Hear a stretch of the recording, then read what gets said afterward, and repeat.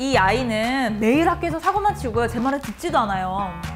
이런 말을 듣는 부모님은 너무 속상하시겠죠. 그러다 보니까 방어적으로 당연히 나올 수밖에 없겠죠. 그래서 이럴 때는 반대로 좀 약간 이렇게 바꿔서 얘기를 하는 거예요. 이 아이는요, 힘의 욕구도 강하지만 인정 욕구도 높아요.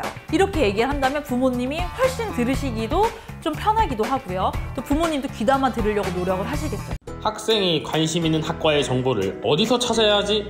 학생의 희망 진로 및 학과에 맞춘 활동 추천을 어떻게 해야 하지? 고교학점제는 어떻게 준비해야 하지? 이런 고민을 한 번이라도 해본 선생님들 주목! 차츰 시해될 고교학점제, 선생님들이 하셔야 할 진로 진학 상담이 점점 어려워지고 있습니다. 그런 선생님들의 고민을 덜어드릴 나침반을 소개해드립니다. 바로 고교학점제 대비 필수 활용서 학과 바이블! 학과 바이블에는 역대 가장 많은 수의 학과가 수록되어 있습니다. 인문, 사회, 교육, 자연, 공학, 의료보건, 예체능의 7개 계열 368개 학과가 수록되어 있는데요. 심지어 각 학과의 관련 학과까지 합치면 1000개 이상의 학과가 수록된 역대급 책입니다. 정말 없는 학과 빼고 다 있는 책이죠. 학생들이 원하는 과에 대한 정보, 학과 추천 이 한 권으로 뚝딱 하세요. 아니 그런데 학과에 대한 정보를 알아도 그 학과에 입학하려면 어떤 활동을 추천해야 할지 아직도 고민이신가요? 걱정하지 마세요. 그것도 학과 바이블로 뚝딱! 학과 소개, 개설대학, 관련 학과, 진출 분야, 진출 직업, 자격증, 교과목, 선택과목, 추천 도서 목록, 학과 인재상 및 자질, 학교생활 팁까지 어떤 학교생활을 하는 것이 진학과 효과적으로 연계될지에 대해 자세히 안내하고 있으니 선생님들한테 아주 도움이 되겠죠. 학과 바이블은 중고, 진로교사에게 완벽한 진로진학 상담과 고교학점제, 학생 설계 지원을 위한 필수서입니다. 학생들을 위하는 선생님이라면 한 권씩 장만하셔야 될걸요?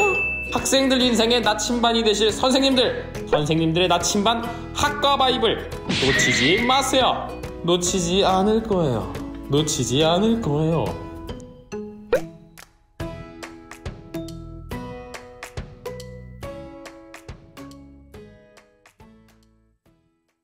안녕하세요. 티타임의 호스트 친절한 동준씨입니다. 자, 오늘도 교사들의 여유로운 성장 시간 티타임 활짝 오픈을 해봤습니다. 지난주에는 학생의 상담에 대해서 이야기를 했다면 오늘은 학부모 상담 어떻게 하면 좋을까요? 또 학부모 상담 어떻게 접근할까? 학부모 상담 4단계 대화법, 학부모 상담법 소개에 대해서 이야기를 나눠보려고 합니다. 본격적으로 한혜원 선생님을 만나 뵙고 학부모 상담에 대한 이야기를 들어봐야겠죠? 교사들의 성장하는 시간 티타임 시작합니다.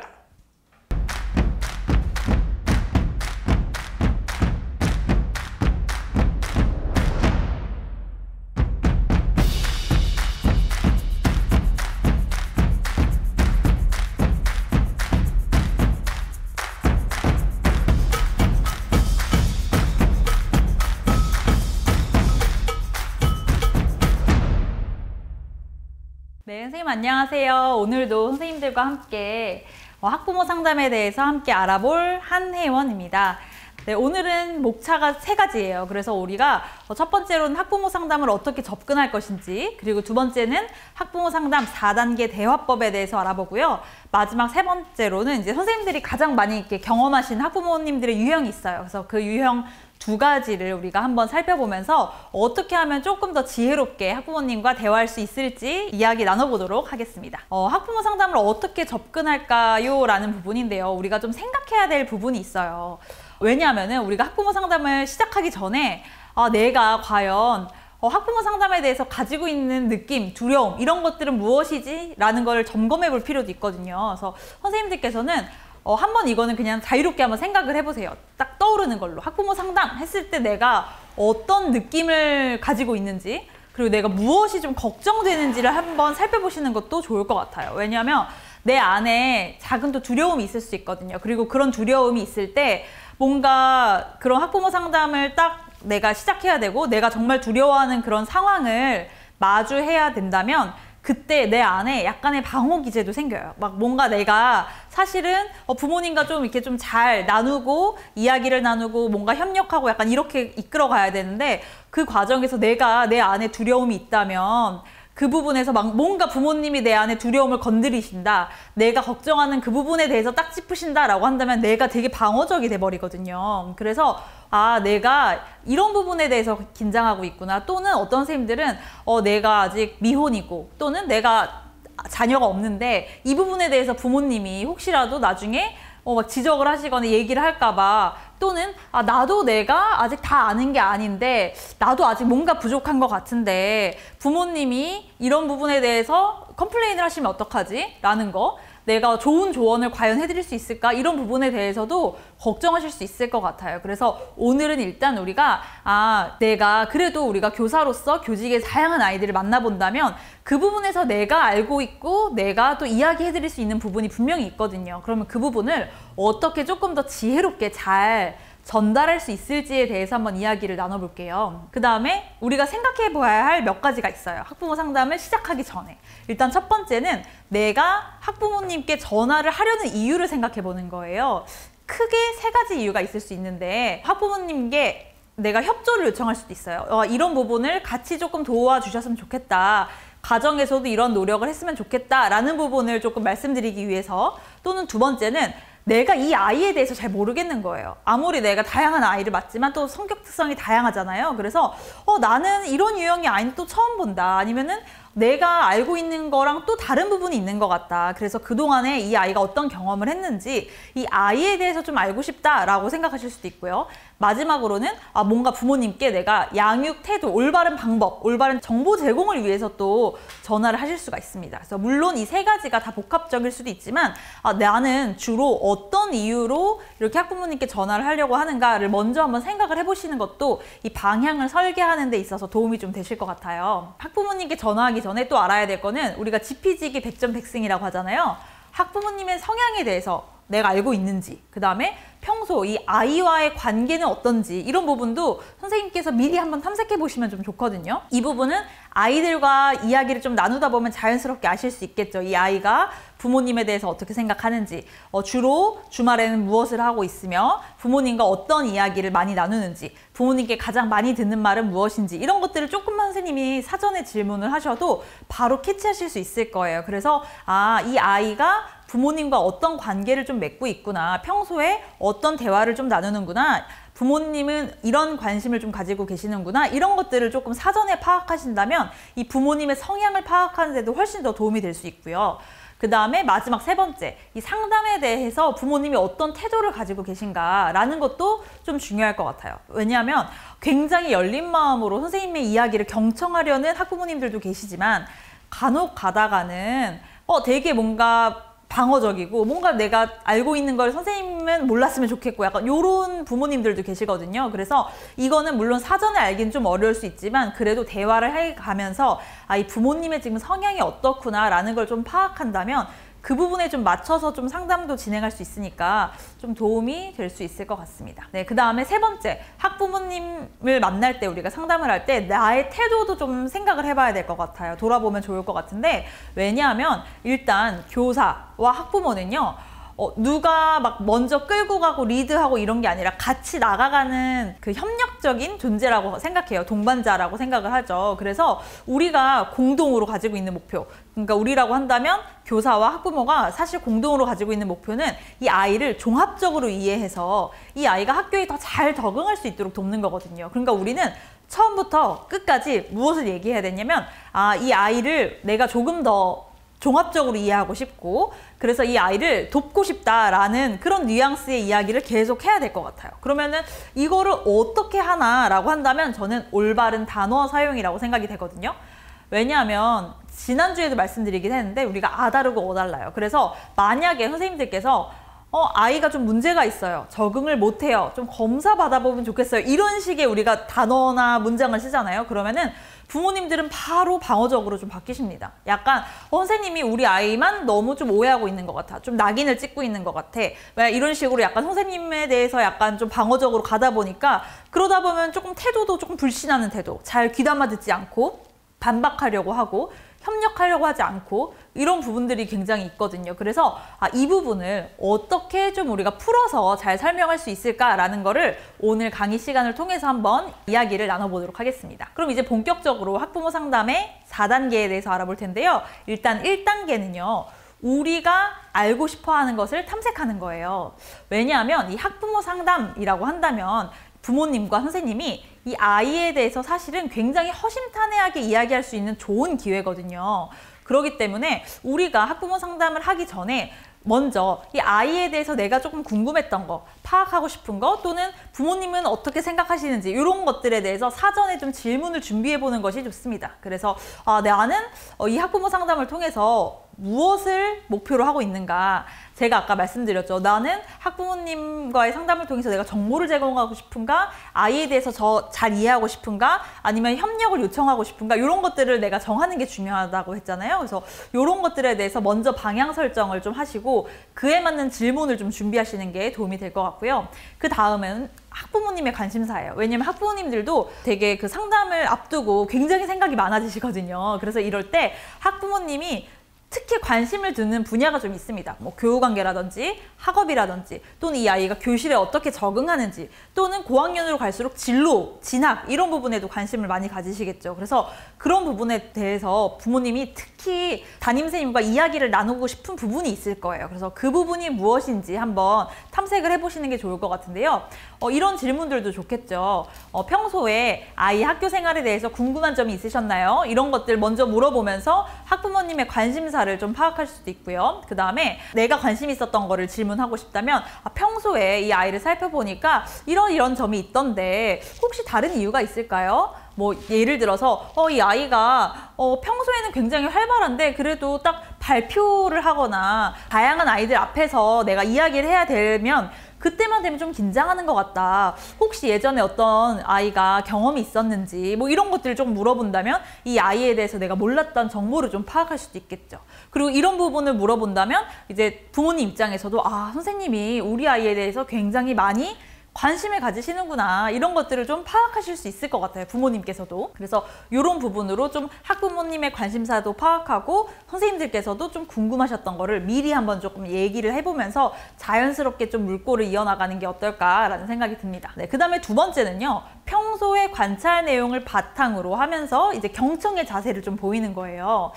왜냐하면은 우리가 평소에 관찰 내용을 이야기를 했을 때 부모님이 그제서야 선생님이 우리 아이에게 이만큼 관심이 많으셨구나, 내가 몰랐던 부분도 선생님이 다 캐치를 하시는구나 라면서 선생님에 대한 전문성에 좀 신뢰를 가지거든요.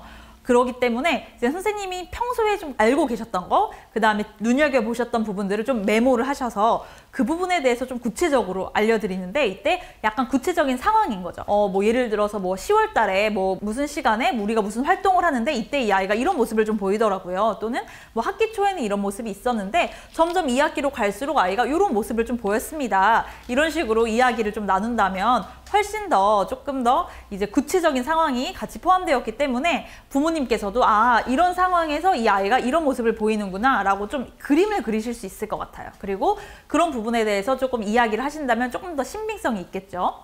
그 다음에는 내가 일단은 평소에 관찰 내용을 바탕으로 선생님께서 말씀을 하셨잖아요. 그러면 부모님께서도 어떤 말씀을 하시겠죠.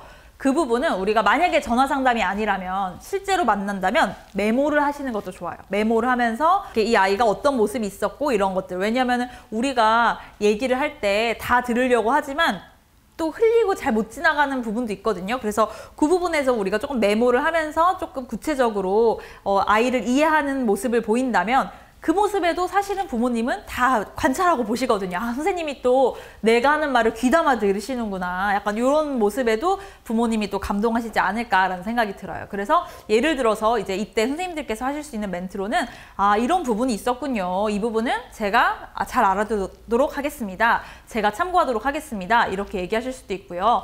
학교에서는 이런 모습을 보이는데 집에서는 이런 모습도 보이는군요. 라는 부분도 얘기해 주시면 좋을 것 같아요. 왜냐하면 질문 중에 학교랑 집이랑 아이가 모습이 좀 다르다. 집에서는 굉장히 아이가 어떻게 좀 되게 스스로도 잘하고 뭐 되게 스스로 정리도 잘하고 조용히 있고 시끄럽지 않다고 하는데 교실에서 너무 시끄럽다. 뭐 이런 이야기를 하시는 분들도 있거든요. 그러면은 이거를 차이점을 말씀을 드려야 되는데 만약에 우리가 학교에서는 이런 모습만 보여요 라고 한다면 부모님께서는 아니에요 선생님 집에서는 이런 모습만 보여요 라고 서로 다른 이야기만 하게 되잖아요. 그래서 이럴 때 학교에서는 이런 모습을 보이는데 집에서는 또 이런 모습도 있군요 라면서 우리가 조금 이제 차이점을 그런 식으로 짚어주는 거죠. 좀 부드럽게 짚어주는 거예요. 그 부분을. 그래서 요런 모습이 있는데 또 학교에서는 이런 모습, 집에서는 이런 모습이 좀 다른 점이 있네요 라는 것만으로도 부모님은 학교랑 집이랑 모습이 좀 아이가 다르구나 라는 걸 인식을 하겠죠. 그래서 무조건 우리가 그런 모습은 보이지 않아요. 학교에서는 이렇게만 하던데요. 이렇게 하기보다는 부드럽게 이 차이점에 대해서 한번 짚어주는 것만으로도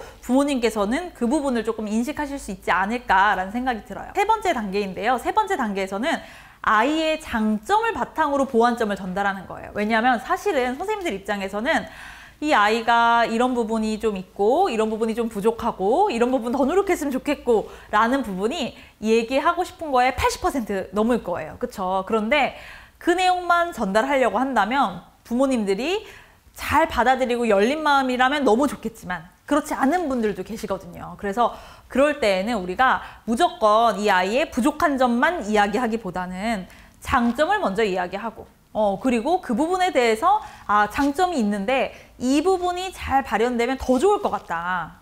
장점이 있는데 이게 잘 발현이 안 돼서 너무 아쉽다. 이런 식으로 우리가 이야기를 한다면 훨씬 더 부모님들에게도 동기부여가 될 것 같아요. 내가 아이랑 잘해서 이런 것만 이 아이가 조금 더 잘 할 수 있도록 도와준다면 우리 아이가 더 많이 크겠구나 라고 생각하실 수 있을 것 같거든요. 그래서 그런 부분이 굉장히 중요하고요. 사실은 학부모 상담을 앞두고 나서 이제 부모님들도 굉장히 걱정하시거든요. 왜냐하면은 예를 들어 중고등학교 부모님이다 라고 한다면 중고등학교 학생의 부모님은 이미 초등학교 때부터 그 전부터 유치원 때부터도 굉장히 많은 피드백을 비슷하게 들으셨을 거예요. 그래서 선생님들이 사실은 어떤 말을 하신다면 그 부분을 난생 처음 들어보는 이야기가 아닐 거예요.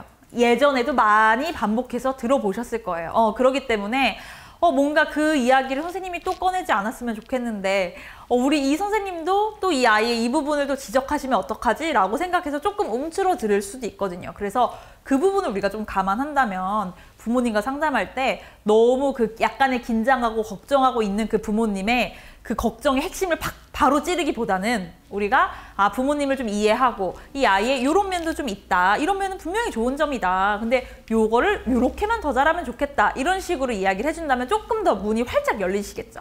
부모님들의 마음이. 그래서 아이의 장점을 먼저 말하고 이를 바탕으로 보완할 점을 제안하는 거죠. 예를 들어서 이 아이는 매일 학교에서 사고만 치고요. 제 말을 듣지도 않아요. 이런 말을 듣는 부모님은 너무 속상하시겠죠. 그러다 보니까 방어적으로 당연히 나올 수밖에 없겠죠. 그래서 이럴 때는 반대로 좀 약간 이렇게 바꿔서 얘기를 하는 거예요. 이 아이는요. 힘의 욕구도 강하지만 인정 욕구도 높아요. 왜냐면은 선생님 생각해 보세요. 교실에서 자기의 존재감을 막 드러내면서 큰 소리로 소리도 지르고 장난도 치고 뭔가 선생님을 좀 권위를 이겨먹으려고 하고 이런 아이들은요. 힘의 욕구가 강한 거예요. 그리고 그만큼 인정 욕구도 강해요. 누구한테요? 또래들 사이에서. 내가 이런 존재야. 나 선생님한테 대들 수도 있어. 나 이런 식으로도 큰 소리 칠 수 있는 사람이야 라고 한다면 그 세계에서 그 시절의 아이들은 와, 쟤가 저런 애네. 쟤 좀 무섭네. 쟤 함부로 건드리면 안 되겠다. 이런 식으로 또래 아이들은 좀 생각할 수 있거든요. 그게 이 아이한테는 강화가 되는 거예요. 그래서 선생님한테도 좀 반항하기도 하고 자기 이야기도 그냥 막 주장하기도 하고 수업과 관련 없는 얘기도 막 큰 소리로 하기도 하거든요. 그럼 그 부분을 사고만 치고요. 제 말 듣지도 않아요. 라고 얘기하는 거랑 이 아이는요. 힘의 욕구도 강하지만 인정 욕구도 굉장히 높아요. 그래서 주변의 또래들한테 인정을 받고 싶은 마음도 크고 그러다 보니까 교실에서 좀 큰 소리를 내거나 자기가 좀 드러나는 힘이 드러나는 그런 행동을 하는 것 같습니다. 라고 한다면 훨씬 더 전문적이어 보이고요. 이 아이를 무조건 비난만 하는 것처럼 보이진 않죠. 그쵸. 그래서 그 다음 문장도 중요해요. 그래서 이때 무조건 혼내기보다는 아이 말을 좀 듣고 대화를 나누면 제 말도 좀 듣더라고요. 이렇게 한다면 부모님도 선생님이 우리 아이에 대해서 잘 아시는구나. 그리고 선생님이 전문성이 있으시구나. 무조건 아이를 혼내는 게 아니라 이 아이가 어떤 욕구가 있는지 먼저 좀 바라봐 주시려고 하시는구나 라는 생각이 들면서 마음이 활짝 열리면서 이렇게 하시겠죠. 그래요? 그러면 제가 어떻게 하면 될까요? 집에서 어떻게 하면 될까요? 이런 마음을 좀 가지실 수 있어요. 그래서 우리가 이 아이의 상황에 대해서 어떻게 우리가 조금 더 제대로 해석해서 부모님께 전달을 해드리는가라고 그런 부분에 조금 더 초점을 두면 어떨까라는 생각이 들어요. 이 3단계에서 또 이어서 말씀드리면 단점을 얘기할 때도 이 아이는 이런 게 단점이에요. 이런 게 너무 부족해요. 이런 걸 좀 지금 안 하면 큰일 나요. 막 이런 식으로 얘기하고 위협을 약간 주면서 위기감을 조성한다면 부모님께서는 긴장하고 걱정하신단 말이에요. 부모님께서는 선생님이 우리 아이의 부족한 점만 얘기하는 것 같다라고 생각하실 수 있어요. 그래서 이럴 때에는 이 아이는 또 장점 먼저 얘기해야죠. 학교에서 어떤 걸 잘하고요. 이런 거를 하는 모습도 굉장히 좋다고 생각해요. 그래서 이 부분만 노력해서 개선하면 훨씬 더 좋을 것 같습니다. 라고 하는 거죠. 그래서 예를 들어서 정말로 아까 말한 거랑 똑같은 사례로 수업 시간에 뭐 장난치고 애들이랑 약간 선동해서 무리를 지어서 뭔가 선동하는 아이 있잖아요. 그럼 그 아이는 힘의 욕구도 있고 인정 욕구도 있죠. 어쩌면 리더십도 있어요, 선생님. 왜냐하면 이 리더십이라는 게 어떻게 발휘하느냐에 따라서 방향과 모습이 굉장히 달라지거든요. 이 아이는 자기가 힘의 욕구를 발휘해서 즉 리더십을 발휘해서 친구들에게 인정을 받고자 하는 거예요. 그거를 우리가 멋진 모습으로 가느냐 멋지지 못한 모습으로 가느냐 했을 때 멋지지 못한 모습, 교실에서 특히 수업 시간이나 약간 단체 생활을 할 때 이럴 때는 약간 선동하는 것처럼 비춰질 수도 있겠죠. 그러면 이것을 무조건 얘는요 애들 선동하고요 무리지어 다니고 나쁜 것만 전달해요 이렇게 말하는 게 아니라 이 아이는 리더십이 있다. 그런데 이 리더십을 어떤 방향으로 발산하느냐에 따라서 이게 모습이 정말로 달라진다. 그리고 이 아이는 힘의 욕구, 인정 욕구가 있기 때문에 이런 거를 어떻게 조금 더 건강하게 잘 발현시키느냐에 따라서 이 아이의 앞으로의 모습도 정말로 달라질 것 같다. 이렇게 얘기를 한다면 부모님이 훨씬 들으시기도 좀 편하기도 하고요. 또 부모님도 귀담아 들으려고 노력을 하시겠죠. 이렇게 우리가 어떤 표현과 단어를 쓰느냐가 굉장히 중요할 것 같아요. 그 다음에 마지막 4단계. 왜냐하면 여기서 가장 중요한 건 뭐예요? 부모님과 협력적인 동반자 관계다라는 걸 우리가 잘 인식하고 이걸 부모님께도 말씀드리는 게 중요하잖아요. 그래서 가정에서 노력하면 좋을 부분에 대해서 말씀을 해드리는 거예요. 그래서 선생님께서는 앞으로 나는 담임교사로서 아이에 대해서 어떤 목표를 가지고 있는지 구체적으로 전달을 해주시고요. 그것을 바탕으로 가정에서는 이런 노력을 해주셨으면 좋겠어요 라고 전달하실 수 있거든요. 그래서 예를 들어서 감정 조절이 좀 어려운 아이들이 있어요. 순간 욱하고 순간 막 이렇게 화를 표출하고 이러는 아이 어떻게 하면 좋을까라고 했을 때 일단 선생님들의 목표는 화가 났을 때 이 아이가 바로 소리 지르지 않고 저한테 먼저 와서 속상했던 부분에 대해서 이야기하는 거 이거부터 해보려고 해요. 이것을 말씀을 드리는 게 좋을 것 같고요. 그리고 이 목표와 관련해서는 지난 시간에 우리가 올바른 목표를 가지는 게 굉장히 중요하다고 말씀드렸잖아요. 감정 조절이 안 되는 아이가 차분히 말하는 거는 너무나 반대되는 목표예요. 그래서 이럴 때는 너무나 반대되는 목표, 너무나 쉽게 달성하기 어려운 목표를 제시하기보다는 중간 단계씩을 제시를 하면서 이 아이가 조금씩 노력해서 이룰 수 있는, 성취감을 얻을 수 있는 이런 목표를 제시하는 게 훨씬 더 도움이 되거든요. 그래서 선생님의 목표는 이런 목표다라는 걸 제시하면서 가정에서 어떤 노력을 하면 좋겠는지도 구체적으로 좀 설명해 주시면 좋습니다. 그래서 예를 들어서 아이에게도 무조건 소리 지르면서 화내지 않았으면 좋겠습니다. 뭐 이런 거. 그다음 화가 났다면 진정하는 법을 좀 알려주시면 좋겠어요. 그래서 대표적으로는 화가 났을 때 좀 숨을 크게 쉬어보거나 그 다음에 뭐 산책을 좀 하거나 아니면 운동을 통해서 자신의 에너지를 발산하거나 약간 이런 방법들이 좀 있을 수 있거든요. 그래서 그렇게 건강하게 자기의 스트레스를 좀 해소하는 방법, 그 다음에 필요한 경우에는 학교 안에 상담실 또는 교육청에 있는 이제 위센터 이런 곳과 연계할 수도 있다라는 정보를 제공할 수도 있고요. 그래서 이런 식으로 선생님의 목표, 그 다음에 가정에서의 목표, 구체적인 방법들 이런 것들을 같이 한번 제안해 주신다면 훨씬 더 부모님 입장에서는 내가 굉장히 고급 정보를 많이 받았다. 이런 부분에 대해서 느끼시기 때문에 선생님을 훨씬 더 신뢰하실 수도 있을 것 같아요. 그러면 이제 우리가 상황별로 학부모 상담법을 어떻게 하면 좋을지에 대해서 한번 소개를 해드릴 텐데요. 제가 2가지 상황을 가져왔어요. 일단 첫 번째가 사실 이거는 사전 질문에도 굉장히 많이 왔던 부분이에요.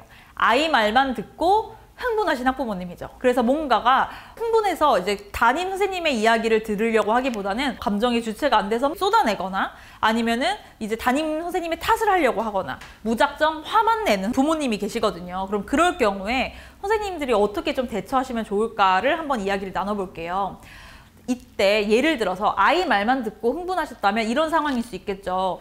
나는 그동안 몰랐는데 우리 아이가 따돌림을 받고 있었대요. 라든지 저는 그동안 몰랐는데 우리 아이가 이런 경험을 했대요. 예를 들어서 이런 식으로 그동안에 내가 몰랐는데 우리 아이가 어느 날 이렇게 딱 얘기를 해서 내가 좀 자세히 알아보니까 그동안 나는 이런 사실을 전혀 몰랐던 거예요.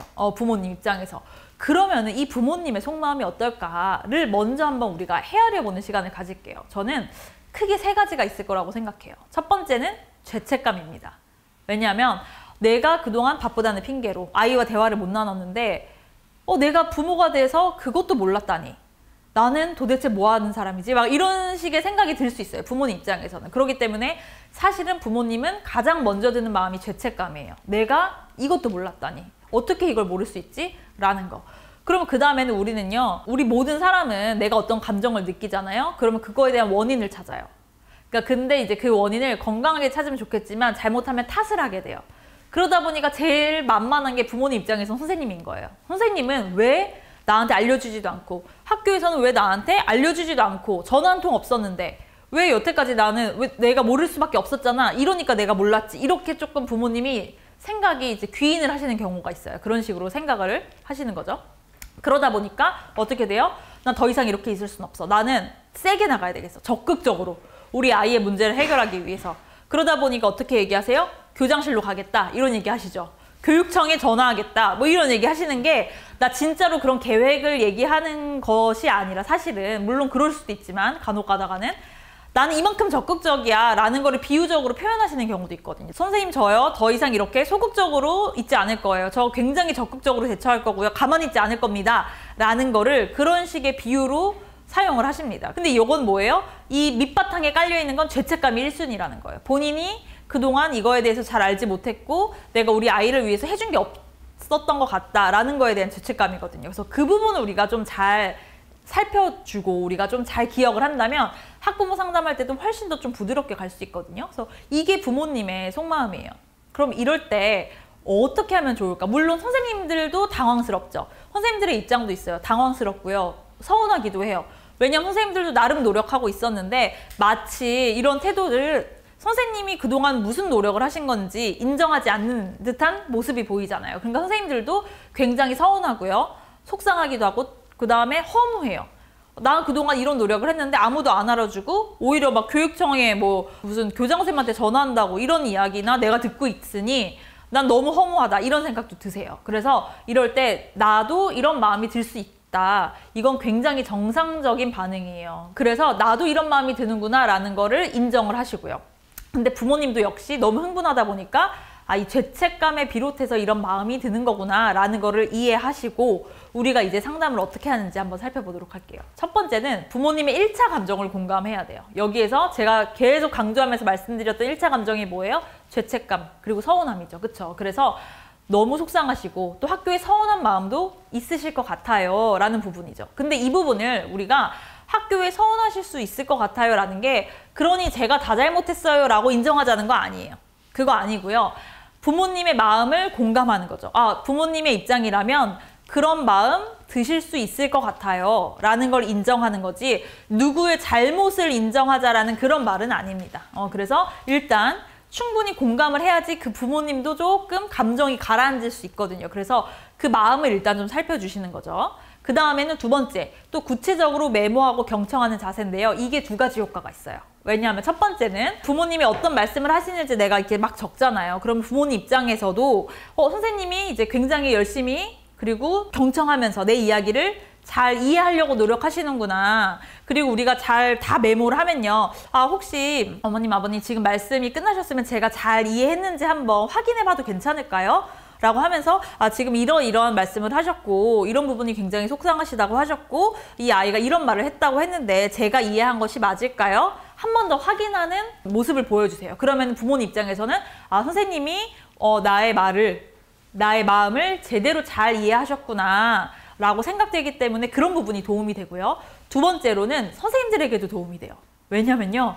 갑자기 선생님들 입장에서는요. 감정의 쓰레기통이 된 것 같은 느낌이실 거예요. 갑자기 부모님이 이렇게 말을 쏟아내고 내가 그거를 다 이렇게 듣고 있으면 너무너무 내가 진짜 허무하기도 하고 안 그래도 선생님이 속상한데 그것만 듣고 있다면 사실은 나도 굉장히 감정이 많이 망가지고 소진되거든요. 근데 이때 메모를 한다면 나도 메모하는 거에 집중하잖아요. 나의 감정을 좀 보호할 수 있어요.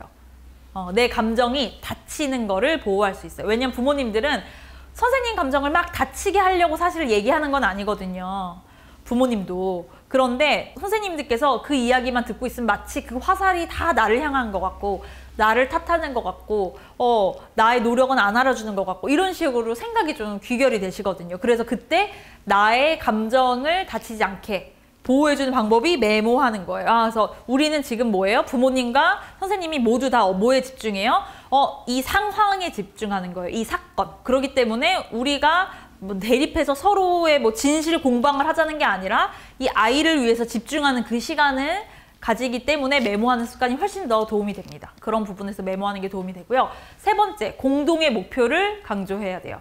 왜냐하면 이때 연대감을 형성해야 되거든요. 왜냐하면 지금 부모님과 싸우자는 게 아니거든요. 부모님도 선생님과 싸우자는 게 아니에요. 근데 이제 부모님도 말을 잘못하면 어떤 뉘앙스로 말을 하시느냐에 따라 선생님과 약간 갈등이 생길 수 있잖아요. 근데 우리는 집중할 건 뭐예요? 부모님과 상담하는 이 시간은 연대감 형성, 공동의 목표. 어떤 목표예요? 우리 아이가 잘 적응하고 즐겁게 학교 생활을 할 수 있도록 부모님과 선생님이 함께 협력하는 게 가장 중요해요. 그래서 공동의 목표를 강조하는 거죠. 지금이라도 연락 주셔서 정말 감사하다. 그럼요. 우리가 아이가 학교 즐겁고 건강하게 다니는 게 가장 중요하죠. 저도 그것이 가장 중요하다고 생각합니다. 이렇게 얘기하는 거예요. 그래서 은연중에 계속 부모님이 원하시고 바라시는 거 저도 사실 굉장히 바라는 거고 저도 필요하다고 생각합니다. 라고 이야기를 하는 거예요. 그럼 그 과정에서 공동의 목표가 좀 형성되었죠. 유대감이 형성되기 때문에 훨씬 더 대화가 순조롭게 이어질 수 있습니다. 그 다음에 네 번째, 이제 아이랑 이야기를 나눌 시간이죠. 왜냐하면 선생님도 그동안 사건을 모르셨던 건 아닐 거예요. 하지만 부모님이 알고 있는 거랑 선생님이 인지한 거랑 좀 다를 수도 있거든요. 그러면은 부모님의 말만 듣고 알겠습니다. 제가 앞으로 이렇게 일 처리하겠습니다. 하는 것보다는 아이와 이야기를 한번 해보고 그 다음에 제대로 다시 선생님께서 어떻게 하는 게 좋을지를 생각을 하시는 게 훨씬 더 도움이 되거든요. 그래서 이런 거죠. 만약에 선생님이 알고 있는 부분과 부모님이 알고 있는 부분이 조금 달라요. 나는 이렇게 생각했고 그런데 부모님은 좀 아이의 입장에서 생각하다 보니까 좀 다르게 바라보시는 것도 있거든요. 그럼 그럴 때에는 제가 그동안 인지하고 있던 내용과 살짝 다른 부분이 있는데 아이의 입장에서 어떤 부분이 힘들었는지 제가 한번 이야기 나눠봐도 괜찮을까요? 이런 부분이죠. 근데 이것도 뉘앙스가 어때요? 제가 생각했던 거랑 이야기 달라서 아이한테 한번 확인해 봐야 될 것 같아요. 이게 아니에요. 뉘앙스가. 하지만 그 내포되어 있는 의미는 비슷하죠. 아이에게 한번 확인해서 이 상황에 대해서 조금 더 정확하게 알아봐야 될 것 같다라는 내용은 비슷하지만 우리가 표현 방법이 다르기 때문에 들리는 말도 좀 다르는 거예요. 여기서 제가 알고 있던 거랑 살짝 다른데 아이의 입장에서 무엇이 힘들었고 어떤 도움이 필요한지 제가 한 번 더 이야기를 나눠봐도 괜찮을까요? 이런 부분이죠. 그리고 여기서 한 가지 더 확인하시면 좋을 거는 지금 부모님이 학교에 와서 저랑 이렇게 이야기 나누고 있다는 걸 아이가 알고 있나요? 라는 부분이에요. 왜냐하면 갑자기 이제 엄마 아빠랑 학교 오셔서 얘기했는데 그거를 이 아이가 예를 들어 집에서 알고 있다라고 한다면 이 아이도 약간 걱정해요. 내가 뭔가 얘기를 잘못해서 선생님이 곤란에 빠지면 내일 선생님 얼굴 어떻게 보지? 이런 거 아이 걱정할 수 있어요. 그런 부분에서 그러면요 만약에 아이가 알고 있다라고 한다면 그렇다면 부모님 흥분하신 거 아이도 봤을 거 아니에요. 아이가 혹시라도 걱정할 수 있으니까 부모님께서 집으로 돌아가셔서 담임쌤이랑 이야기 잘 나눴다. 선생님이 이런 부분 알게 되었다고 하셨다. 그리고 너한테도 조금 궁금한 부분 내일 물어본다고 하시더라. 그러니까 걱정하지 말고 푹 자고 내일 만나자고 하셨어. 이런 식으로 전해주세요 라고 한다면 뭐예요? 거기에서도 부모님이 우리 담임쌤님 이 상황에서도 우리 아이 생각하시는구나. 알 수 있겠죠. 그런 느낌 받을 수 있겠죠. 그렇죠? 그래서 그런 부분 한 번 더 전달해 주시고요. 그 다음에 아이가 만약에 부모님 이렇게 학교로 오신 거 모르고 있어요.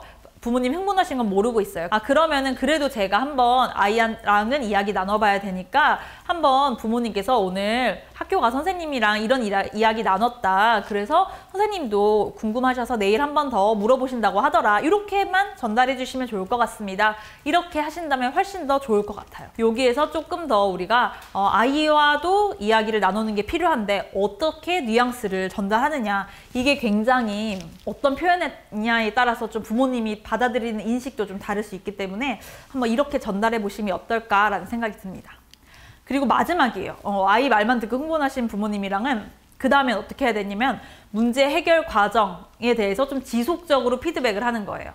그러면서 뭐를 다시 쌓아야 되냐면 신뢰관계를 다시 재구축해야 합니다. 그래서 아이와 이야기를 나눠보니까 이러이러한 이야기였더라고요. 그래서 저는 이런 부분이라고 생각했고 그래서 아이와 확인해 보니까 이런 부분이 있었습니다. 부모님이 그동안 인지 못하셨던 것도 있을 수 있겠죠. 그래서 그런 부분에 대해서 저는 오늘 아이와 이야기 나눠보니 이런 부분을 발견했습니다. 라는 거. 그다음에 앞으로도 이런 부분 제가 한번 유심히 관찰해 보도록 하겠습니다. 그래서 부모님도 혹시라도 궁금하신 거 있으면 저한테 또 연락 주세요. 이런 식으로 좀 지속적으로 피드백이 오갈 수 있도록 선생님이 하신다면 부모님께서는 더 이상은 걱정하지 않으실 것 같아요. 이제는 조금 안심하실 수 있지 않을까라는 생각이 듭니다. 그래서 이렇게 좀 너무 아이 말만 듣고 흥분했을 때는 이렇게 학부모님과 대화를 나눈다면 조금 더 부드럽게 소통할 수 있지 않을까라는 생각이 들고요. 그 다음은 체벌하는 학부모님이에요.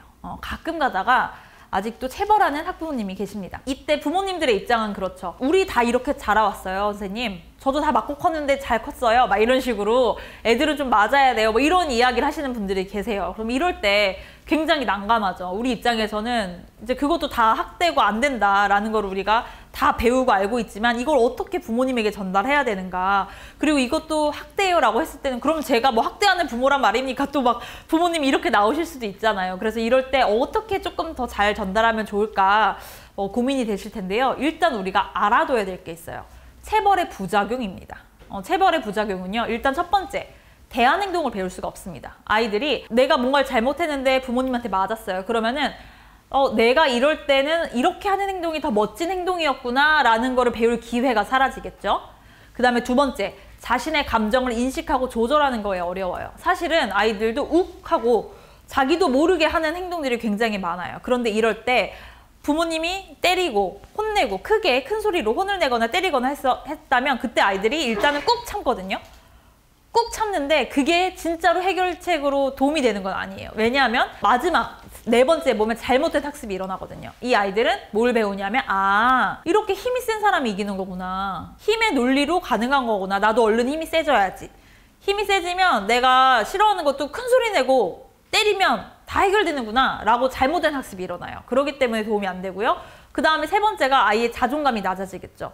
나는 왜 이렇게 쓸모없는 사람이지? 난 맨날 혼만 나고 부모님 속상하게만 하고 난 너무 잘못된 것 같아. 부족한 것 같아 라는 생각에 자존감이 굉장히 낮아집니다. 그래서 그런 부분에서 체벌의 부작용은 너무너무 많아요. 이미 연구로 밝혀진 부분이. 그럼 이때 어떻게 부모님과 이야기를 나누면 좋을까라고 한다면요. 첫 번째, 부모님의 상황과 마음에 대해서는 이해해요. 그 부분은 이해합니다. 하지만 폭력의 부작용에 대해서는 좀 단호해야 됩니다. 왜냐하면 부모님이 어떤 마음에서 그러시는지는 알겠습니다. 부모님도 우리 아이 잘 키우고 싶어서 잘 컸으면 좋겠는 마음에 부모님도 모르게 이렇게 체벌을 하시고 혼을 내신 것 같아요. 그런 마음이 어떤 건지는 알겠습니다. 그렇죠? 그 부분까지는 말씀을 드리는 거예요. 이해하는 거예요. 하지만 공감까지는 아니죠. 그게 맞다라고 인정하는 건 아니에요. 하지만 폭력은 이러이러한 부작용이 있습니다. 제가 앞서 말씀드렸던 그런 부작용들을 말씀드리는 거죠. 그 다음에 두 번째, 올바른 양육 방법을 배울 수 있는 정보를 좀 드려야 돼요. 그래서 이럴 때는 요즘에는 사실은 좋은 유튜브들도 많잖아요. 그쵸? 그래서 유튜브 채널 같은 거에서 좀 좋은 유튜브들. 그래서 선생님들께서 좀 부모님이 아이와 대화를 나눌 때 좀 요렇게 대화를 나누면 훨씬 더 좋겠다라는 대화법들이 담겨져 있는 책이나 그런 강의 같은 것들, 이런 요약 정리된 것들, 이런 것들 선생님들께서 조금 나름 이렇게 수집하셨다가 그런 부분들을 좀 전달한다면 훨씬 더 도움이 되지 않을까 싶어요. 부모님도 나도 이 아이 잘 키우고 싶은데 어떻게 공감해야 될지, 이럴 때 어떻게 부드럽게 말해줘야 할지 잘 모르시거든요. 그리고 본인도 이 감정 조절 어떻게 해야 될지 잘 모르세요. 그래서 이럴 때 어떻게 하면 조금 더 도움이 될 수 있을지, 이 도움이 되는 구체적인 방법들을 알려드린다면 그러면 부모님들은 이제는 이렇게 해야 되는구나. 내가 그동안 좀 잘못 알았던 게 있었구나. 내가 오해했던 부분이 있었네. 이때 이 아이의 마음은 사실 이런 거였구나. 이렇게 조금 더 아실 수 있거든요. 그래서 그런 교육 정보를 좀 알려주시는 것도 훨씬 더 도움이 될 것 같고요. 세 번째, 마지막으로는 부모님의 노력을 격려해야 돼요. 부모님이랑 좀 수시로 통화하시면서 요즘에 어떤 노력하고 계시는지, 이런 부분 노력하시는 거 너무 좋은 것 같다. 쉽지 않은데 노력하시는 거 정말 대단하시다. 그쵸. 이것도 사실은 언어 습관, 내 행동 습관을 바꾸는 거 굉장히 어려운 일이거든요. 그래서 그런 부분에 대해서 격려하시고 그 다음에 부모님이 노력을 꾸준히 하고 계시다면 아이가 분명히 변화가 조금이라도 보일 거예요. 그러면은 이 아이들의 변화를 딱딱 집어서 말씀해 주시는 거죠. 예전에는 이 아이가 비슷한 상황에서 이렇게 좀 화를 내고 아니면 이런 모습을 보였었는데 요즘에는 이런 모습을 보이더라. 그리고 요즘에 조금 더 밝아졌다. 자존감이 좀 높아진 것 같다. 이런 식으로 이 아이가 긍정적으로 변화했던 거. 그리고 그 이유는 뭐예요? 부모님이 굉장히 노력하셨던 거죠. 부모님이 이런 노력을 보여주셔서 그런 것 같아요. 이 아이가 교실에서 이렇게 적응을 잘하고 있습니다. 라는 거를 말씀드린다면 부모님 입장에서도 훨씬 더 동기부여가 되겠죠. 아, 내가 이렇게 노력하니까 정말로 아이가 바뀌는구나, 변화하는구나 라는 거를 부모님도 좀 아신다면 훨씬 더 본인도 노력을 계속 꾸준히 기울이시지 않을까라는 생각이 듭니다. 그래서 이렇게 두 가지 상황에 대해서 말씀을 드렸는데 이 체벌하는 학부모님에 대해서도 우리가 어떻게 조금 태도를 보이고 어떻게 부모님을 격려하느냐에 따라서 충분히 부모님들의 언어 습관, 행동 습관도 변화가 가능하다는 것을 말씀드리고 싶었어요. 그래서 저의 강의는 오늘 여기까지고요.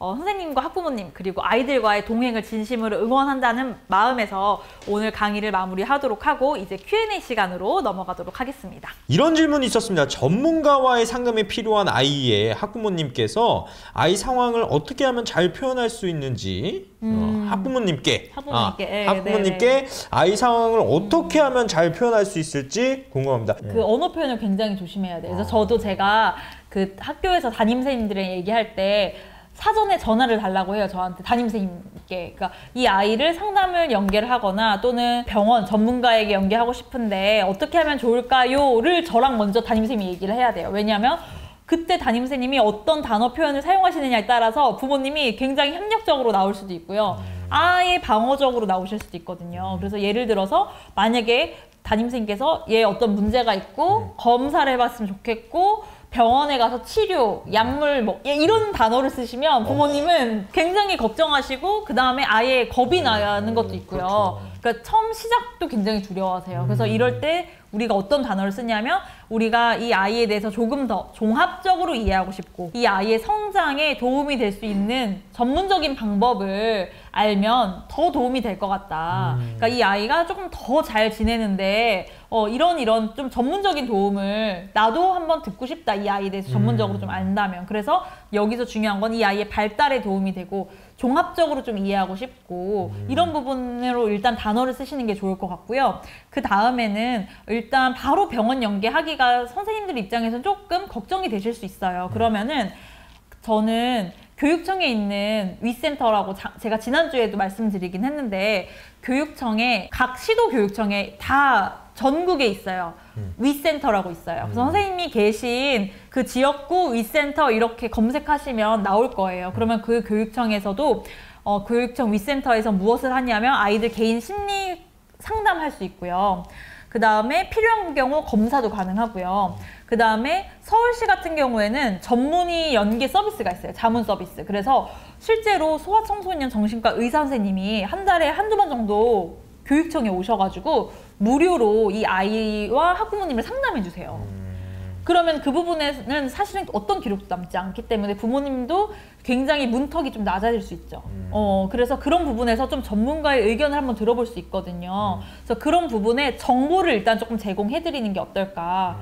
그리고 그거는 선생님이 신청하시는 방법도 있고 부모님이 신청하시는 방법도 있거든요. 그래서 그렇게 교육청에 이미 좋은 훌륭한 그런 기관들이 있으니까 그 기관들을 좀 연계해서 소개시켜 주시는 것만으로도 일단은 그런 부분에서 좀 안전하게 부모님도 한번 접근하실 수 있는 통로가 되지 않을까라는 생각이 들어요.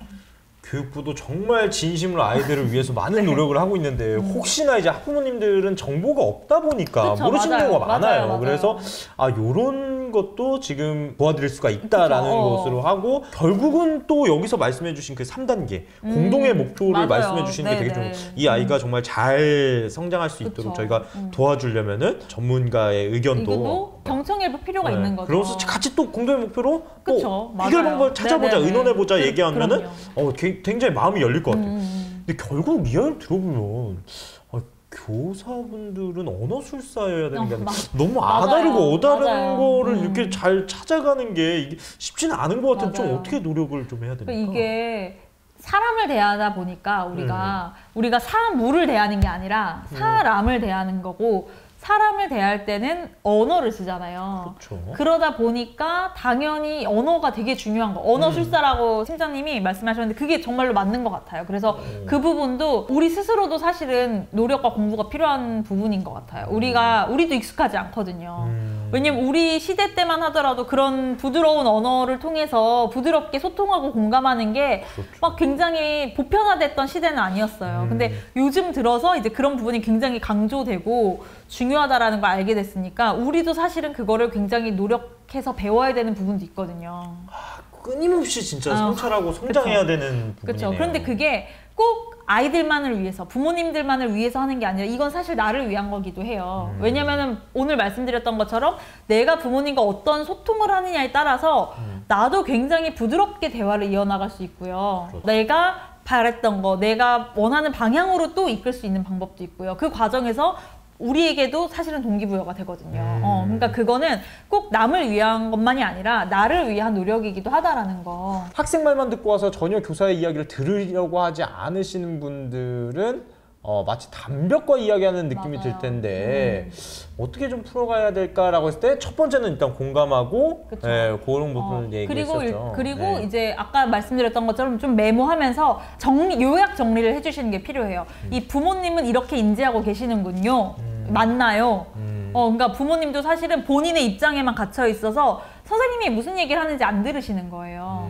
그래서 이때는 좀 요약 정리해서 지금 부모님은 이런 입장이고 이런 생각이신데 맞을까요? 라고 명료화를 해주고요.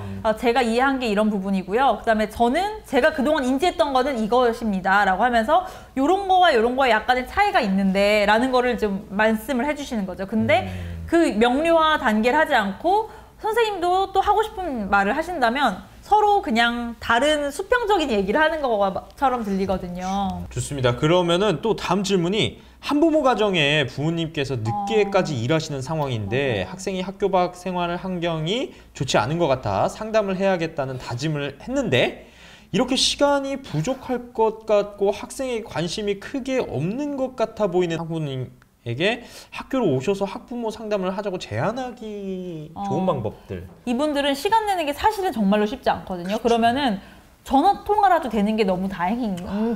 부모님들도 사실은 학교에 정말 많아요.